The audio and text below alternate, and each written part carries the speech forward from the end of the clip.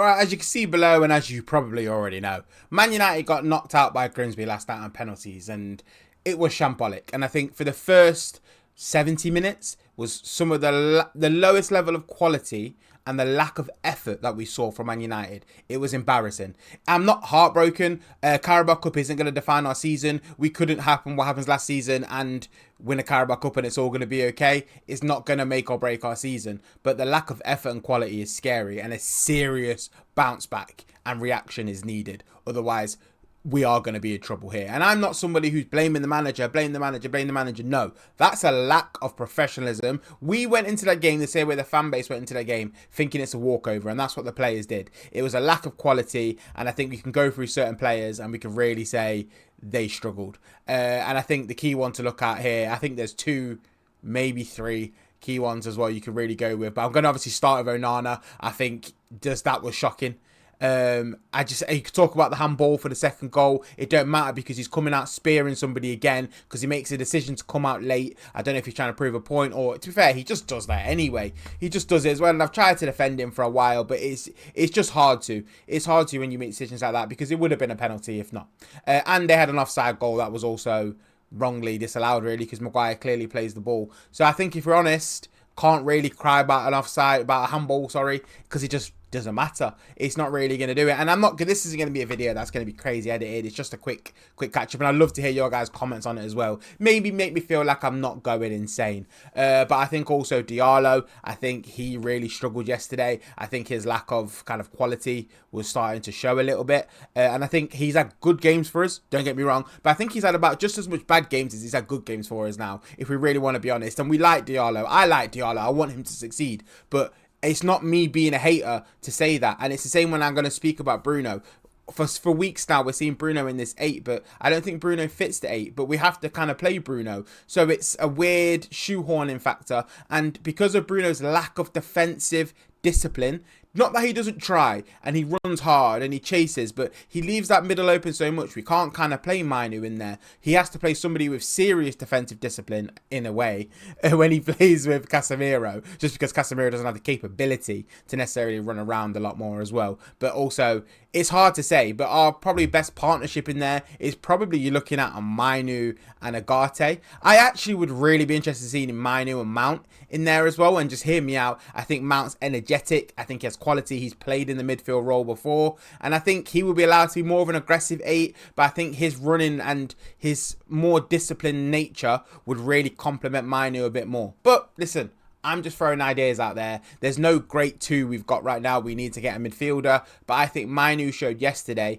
that he has an ability to control a tempo and keep things ticking, whereas Bruno is trying to win us the game from deep. And I just don't think that works. Bruno either passes a slow pass backwards after holding on to it for too long, or he fires a long ball forwards. There's no ticking. There's no flying. And when you've got players like Cunha and Buemo getting ready to be on the half turn, it's got to be kind of shifted and move quite quickly. And I think Mainu complements that well.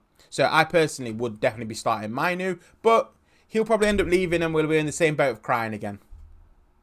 But anyway, yeah, so I think Diallo and Onana were my standout strugglers yesterday. I think Sesko looks like there's something's there, but it's just a step or two behind at the moment. And I think he needs time. He's young and he needs time. You can't crucify these players early. I think he wasn't the worst showing in the world.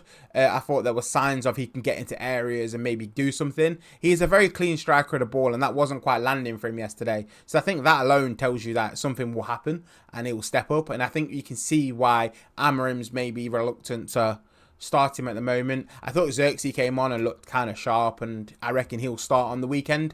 He'll start and we'll bring Sesko on again. Then after the international break, we'll probably bring Sesko in and have him starting against City. That's going to be fun. But I think overall, I'm not going to cry about it because I don't, as I said, think it makes and breaks the season, but I think it's some serious problems. We're heading obviously into Burnley, which is a very winnable game. Just lost to Grimsby. I don't think anything's a winnable game anymore. But I wanted to say to you, obviously, first of all, I'd love to see your predictions. Here is the lineup that I would go with, and hear me out. I'm trying to balance this off what I would adjust and what I believe Amarim will kind of do anyway. So I'm kind of trying to find the two, and here it is. So I'm going Heaton in goal, and this isn't because I think Heaton is just better than Onana. I just think may as well go with what we trust. I just think he gives me, like, as a keeper alone, the base ability as a keeper, I just back Heaton. I think he's always been a reliable keeper and he's a great servant. And if anyone's going to bottle it for us, I'd rather it be him because I like him. Now, Yoro, De Ligt and Shaw, I think he's going to stick with that back three. I don't think that back three's really done anything wrong. I think Shaw needs to stop giving away some silly fouls higher up the pitch. But obviously, he's running up as well, so it slows down the tempo a bit to allow him to get back. Because Amram does like his wide centre-backs in particular to really follow up and really chase these players a bit higher at the pitch. I've also, obviously, kept De Ligt in the middle. But I think, whether in the back three, I think you could potentially look... Besides Yoro, either Shaw or De Ligt could end up getting replaced for Maguire and move stuff around.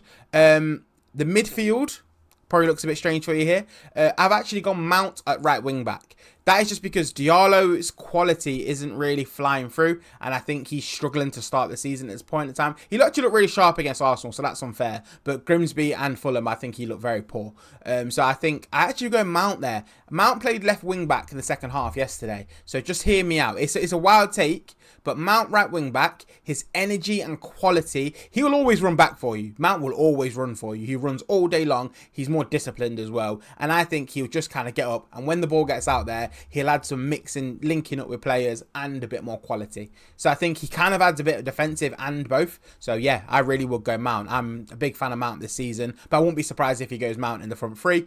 Mainu and Bruno, even though I don't know how much that really works, at home against Burnley, I expect it to be enough for us to have a lot of the ball, but in bigger games I don't think that works. I think I agree with Amarim with Bruno and Mainu going for the same position. I think Bruno's, as I said before, the lack of defensive ability is going to expose Mainu a lot, and then they're both going to get overran in there and eaten alive. Dorgu on the left, I think that will just stay there. To be honest, I wouldn't be surprised if he goes Dallo on the right and even tries Mount on the left. I'm happy with either. I think Dorgu's energy, though, I think I want to kind of keep working on it, keep trying him. I think Leon probably deserves a chance as well, to be honest with you. I think there's no one in this team, really, I think, bar Yoro, who started the season to the point where being irreplaceable in a sense.